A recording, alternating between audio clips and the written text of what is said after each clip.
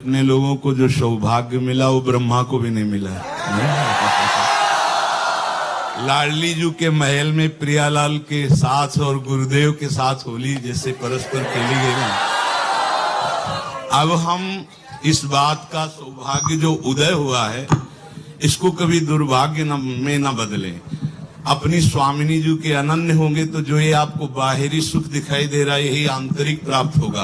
प्रिया प्रीतम की दिव्य होली लीला में हमारा प्रवेश होगा।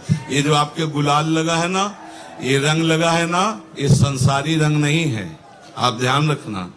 ये प्रियाजू का प्रसादी है और कहीं न कहीं तुम्हारा जो भाव है गुरुदेव के हाथ से पड़ा हुआ रंग है। रंग प्रिया प्रीतम का और अंग्रेजी गुरुदेव तो रंग कैसे उतर सकता है? बस हमारे हृदय में यही प्रिया प्रीतम का प्रेम रंग सदैव बसे। हम अपनी लाडली जी के साथ ऐसे ही होली खेले जैसे हम खेल रहे। सब स्वस्थ रहें, सब प्रसन्न मन से नाम जप करें, पवित्र आहार करें और किसी से भी होली न खेलें। जब हमने प्रिया प्रीतम और गुरुदेव से खेल लिया, अब दूसरा रंग नहीं चढ़ना चाहिए। नहीं, इसीलिए ये श्री जी ने खेल करके आपको लगेगा कि होली तो ऐसे पुष्प करके ऐसे भरपूर होली हुई ना। हाँ, तो अब हमें दूसरे का रंग नहीं चाहिए। अब हमने इष्ट और गुरुदेव ने जो रंगा यही हमारे जीवन का बहुत बड़ा, पता नहीं कितने मिले हैं, कब मिले ना मिले, ये खेल है ना संसार। आज जो सौभाग्य प्राप्त हो रहा है ये कभी स्मृति रहेगी। इसी स्मृति में हम सुख का अनुभव करें, दूसरा हमारे ऊपर रंग डाले ऐसा कभी न हो। हमारे गुरुदेव, हम केवल गुरुदेव से खेलते हैं, अपने गुरुदेव से होली खेलते। प्रियाजू से भी बाद में, पहले हमारे गुरुदेव, हमारी प्रियाजू हमारे गुरुदेव, और वो मुस्कुरा दिए ना तो हमारी होली हो गई।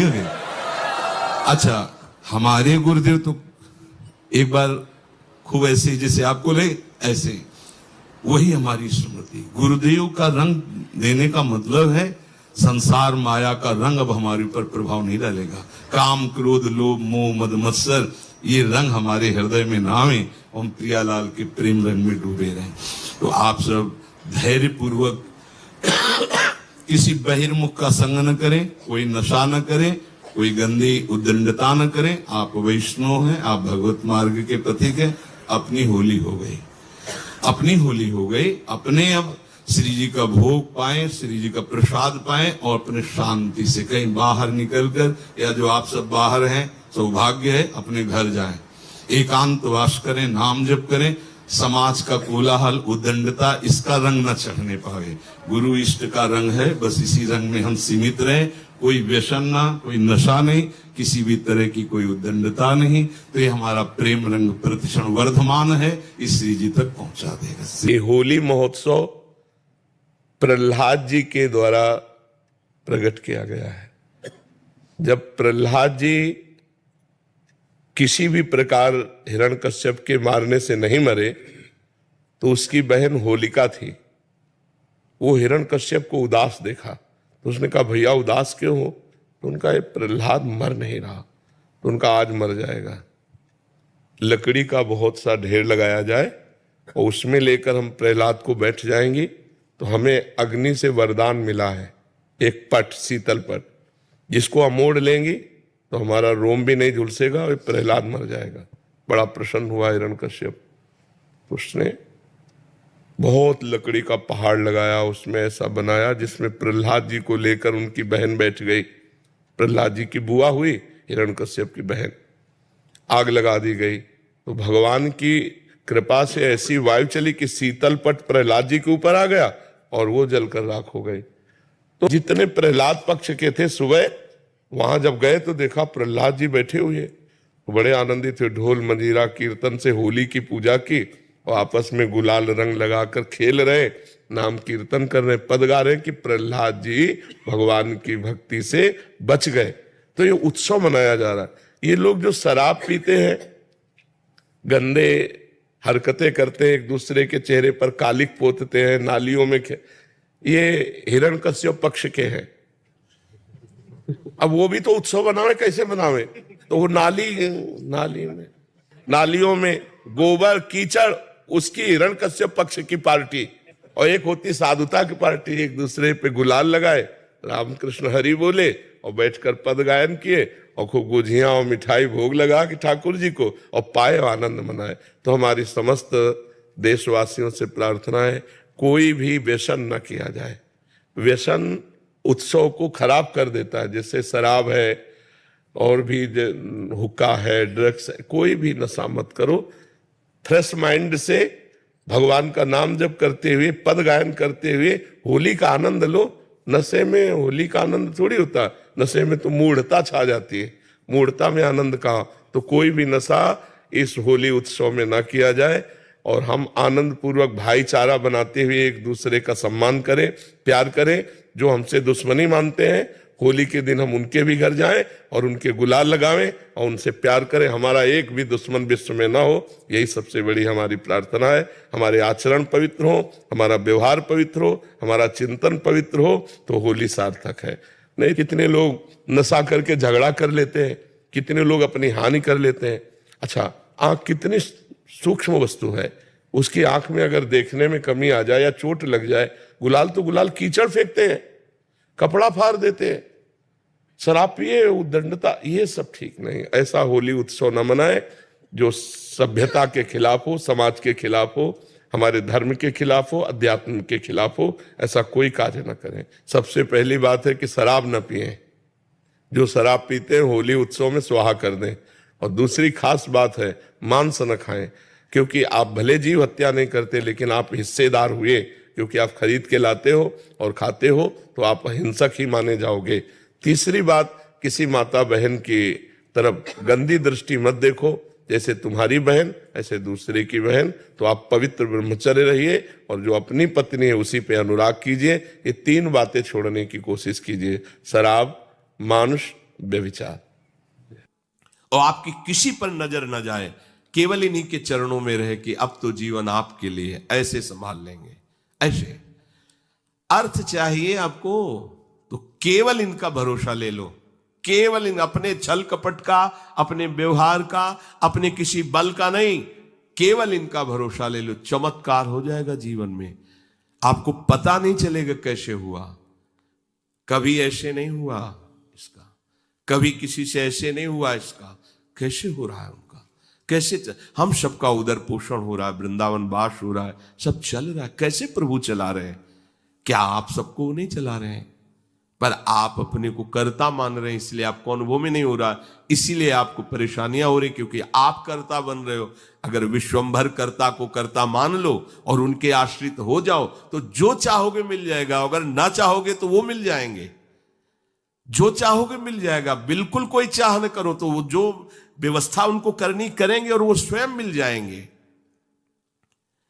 अर्थार्थी भक्त को धन संपत्ति वैभव चाहिए, पर वो केवल हरि से चाहिए, दूसरे से नहीं। पर ये ध्यान रखना, इसकी परीक्षा होगी आपकी। अपने इष्ट देव के अनन्य होकर के यदि आप अर्थ चाहोगे तो बहुत जल्दी आपका परिवर्तन होना शुरू हो जाएगा। पर आचरण आपके पवित्र होने चाहिए, ये भी ध्यान रखना। आचरण की अगर पवित्रता नहीं तो फिर शिकायत मत करना। आप अपने आचरण पवित्र करो और नाम जप करो, केवल हरि के आश्रित रहो, फिर देख लेना। अगर आपको लगता हो कि भगवान के भक्त बहुत गरीब और ऐसे, सच्ची पूछो, उनको आकांक्षा नहीं होती। प्रभु जबरदस्ती व्यवस्था करते, उनको आकांक्षा नहीं होती। 4 रोटी मांग ली, ऐसे ही पड़े, पूरा जीवन प्रभु के लिए। उन प्रेमी महापुरुषों की चरण धूल अगर शरीर का स्पर्श कर ले तो पावन हो जाए। देवता तरसते हैं उनकी सेवा के लिए, सिद्धियां हाथ जोड़े खड़ी रहती हैं, पर वो अकिंचन महात्मा किसी से कुछ नहीं चाहते। कि ऐसा ना समझो कि हमारा दास, हमारा भक्त, हमारा आश्रय लेने वाला ऐसा नहीं है। वो हरिदास, भगवान के चरणों का दास है। समस्त ऐश्वर्य संपन्न भगवान उसके अधीन हो जाते हैं जो भक्ति करता है। अगर आपको अर्थ चाहिए तो केवल भगवान का आश्रय ले, दूसरे का नहीं। अब ये कोई छोटी मोटी बात नहीं, देख लीजिए अंदर से। अपने बल का आश्रय नहीं, किसी दूसरे व्यक्ति का आश्रय नहीं, किसी दूसरी देवी शक्ति का आश्रय नहीं, केवल श्री हरि का आश्रय। और जब आप पक्के उतर जाओगे, जैसे सुदामा जी, तो जैसी द्वारिकापुरी थी वैसे सुदामापुरी हुई। जैसा वैभव द्वारिकाधीश का वैसे सुदामा जी का वैभव था। पक्का मान लीजिए, लोग समझते नहीं।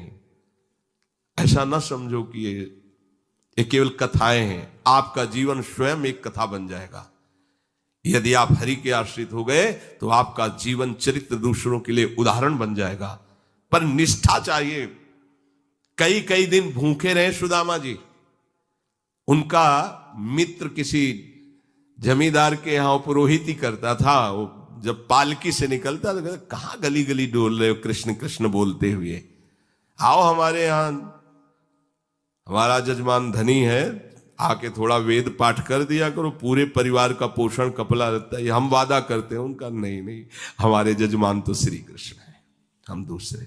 घर आते पत्नी पूछती कुछ मिला, 5 घर हुआ है, कुछ मिला नहीं, चलो तुलसी दस और चरणामृत से दिन काटते। भगवान व्याकुल हुए, भगवान ने ऐश्वर्य दिया। अगर धन ही चाहिए, सुदामा जी की इच्छा नहीं थी, उनकी पत्नी की इच्छा के कारण वो भी इच्छा भगवान ने पैदा की। ये भक्तजनों को ऐसा ना समझो फटे पुराने कपड़े पहने या ऐसे घूम रहे हैं, बड़े अभागी हैं। हम तो बड़े भाग्यवान हैं क्योंकि हमारे पास सारा ऐश्वर्य है। ऐसा ना समझो उनके भाग्य में ऐश्वर्य बनाने वाली मशीन मिल गई है, श्री हरि।